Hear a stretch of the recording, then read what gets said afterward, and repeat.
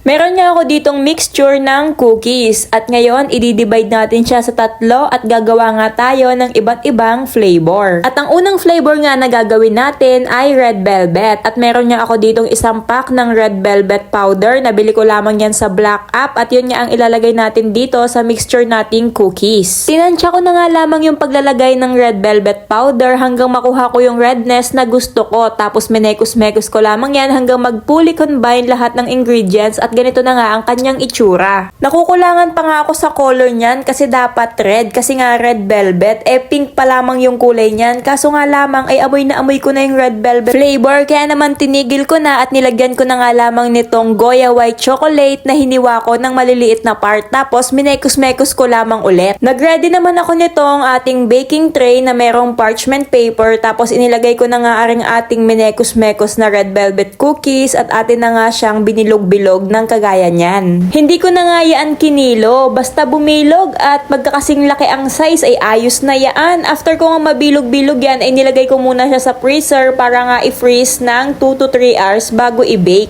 At ang sunod naman natin gagawin ay itong matcha flavor. Same procedure lamang din kung paano ko ginawa yung red velvet. Naglagay lang din ako dyan ng mixture ng cookies, lalagyan ko ng matcha powder, tapos imimekos-mekos. Ang kaibahan lamang nito guys ay hindi ko siya lalagyan ng white chocolate. At ang sunod naman nating flavor na gagawin ay itong regular na merong chocolate chip. Simple lang, ilalagay nyo lamang yung chocolate chip doon sa ating cookies mixture, tapos imimekos-mekos, then okay na, regular cookies. At after nga ng halos 2 hours na pag-freeze natin din sa ating ginawang cookies, ay ready to bake na nga siya. Ayan, solid at rock na siya. Tapos lalagyan lamang natin siya ng chocolate chips on top bago natin siya i-bake. Ibinake ko nga pala guys ang ating cookies sa loob ng 15 minutes na merong temperature na 180 degrees Celsius at 360 degree Fahrenheit.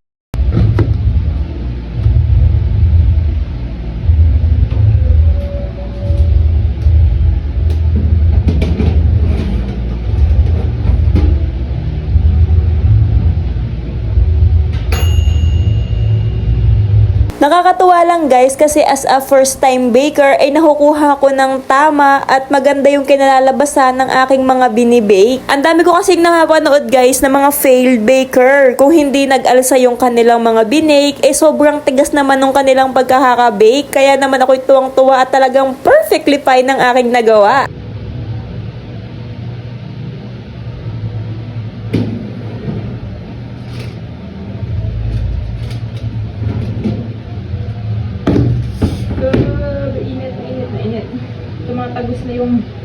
Tumatagos na yung init sa ano ko. So, ito yung unang gawa natin. So, medyo mali. Try.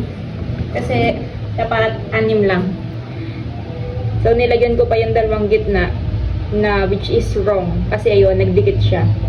So, next salang natin, 2 layer na. So, halip na 12 minutes lang siya ay 15 minutes. Kaya, salang na natin yung iba pa kasi medyo madami yan. So, ito yung second batch guys. Mix na siya. Meron tayong regular and red velvet. Yung red velvet mamaya lalagyan natin ng marshmallow sa ibabaw pag half cook na siya.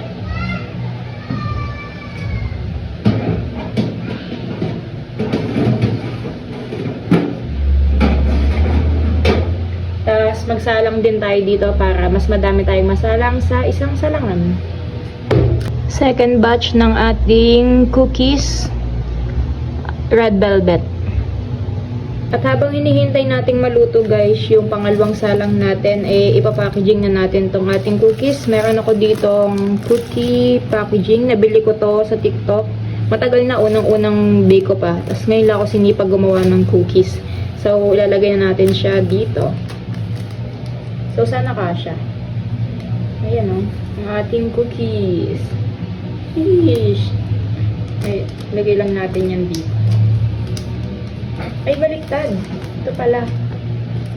So, ayan. Handmade. Cute. So, set aside lang natin.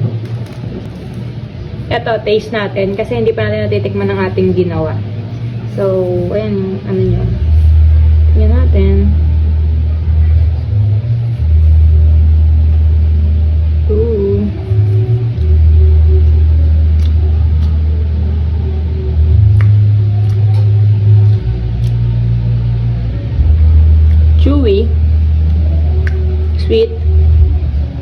180. Sarap. So yung maganda sa cookies yung chewy. Chewy siya, guys. Sarap.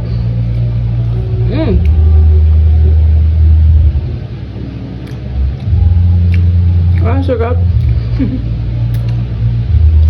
First time kong gumawa nito and hindi ko na-expect na magagawa ko siya ng perfectly fine. Look. Sarap. Nalaubos ko yung isa. Papatiin ko sana kay jowa pero maya na lang bigyan ko na lang siya ng isa ulit. Sarap. Wow.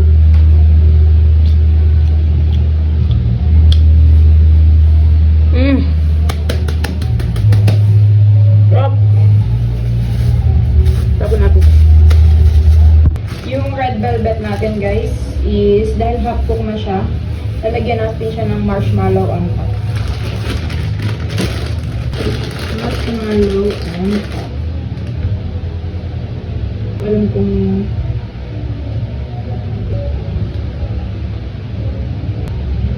hala!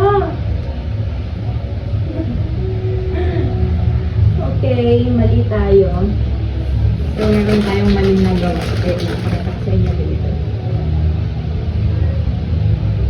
Lalabas ko muna to kasi medyo hindi pwede yung dalawa. Kasi yung itong baba, sunog na yung ilalim niya. And yung ibabaw is liquid. Tapos ito, yung ibabaw siguro sunog na. Tapos yung taas, siguro ilalim yung liquid pa. Tapos yung nangyari dito, ito. Yung isa nating red velvet ay umapaw dun sa gilid. Kaya, hindi ko sinasuggest tong ito. So, dapat sa ganito lang talaga. Pero, lutuin na natin ito. Wala na tayong magagawa. Nandyan na yan. Kaya, tapusin na lang natin.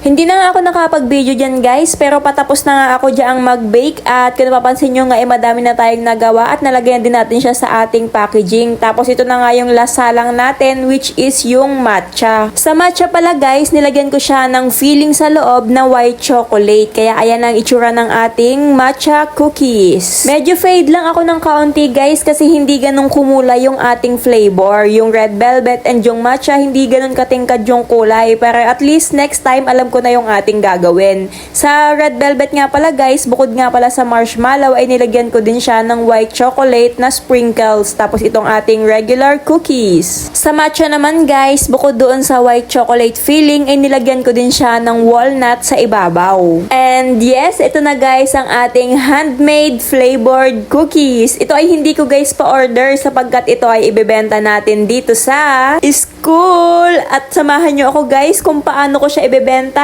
as a mahiyaing student. Let's go!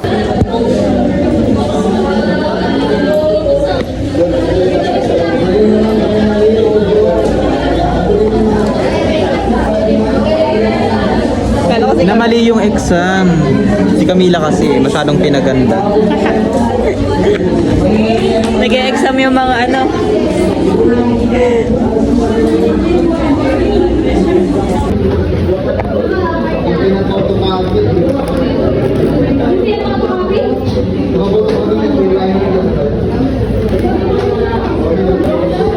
Akala mo talaga nag-aaral lang mabuti. Namumopya lang naman.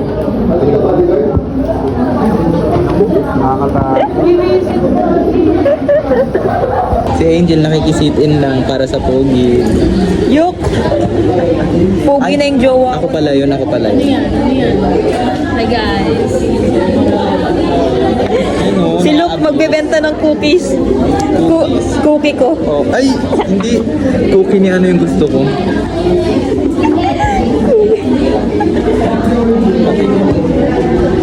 Tinanong ni sir kung ano daw yung mas magandang sculpture. Sabi ko, yung cookie ni ano. Cookie mo. Ayaw Kasi mo. mabango. Yuck. Ano yan, Luke? Ano binibenta ko sa shop? Yan. Hindi, ano. Ato na, bago ko bumili ng cookies. Cookies. Pero, 30 lang yun. 30? Ay, kasi liquid lang. Pwede tawan? Iba lang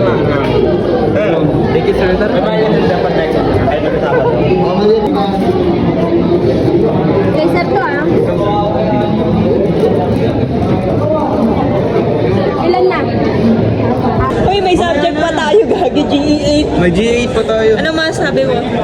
Ano, nakakakaba pero yung crush ko kasi ano. Akala ko makakanta ka. Akala ko makakanta ka. Nakailan na tayo? Tanong natin kay ma'am. Tara. Kaya!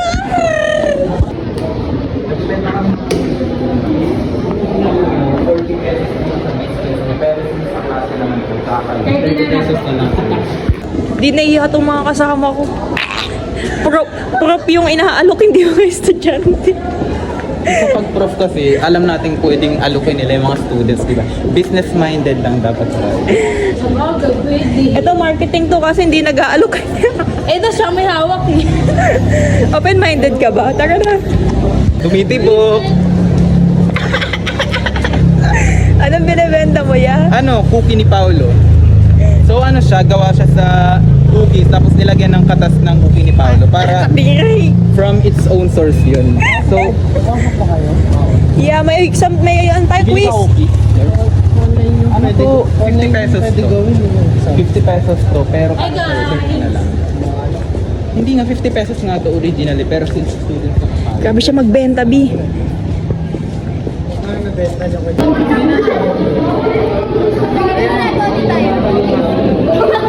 Waki na lang kayo sa ano?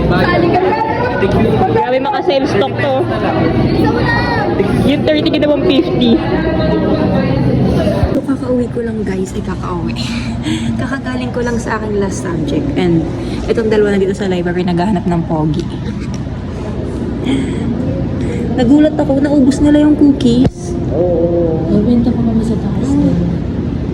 Naubos nila yung cookies guys. So, nakakatawa.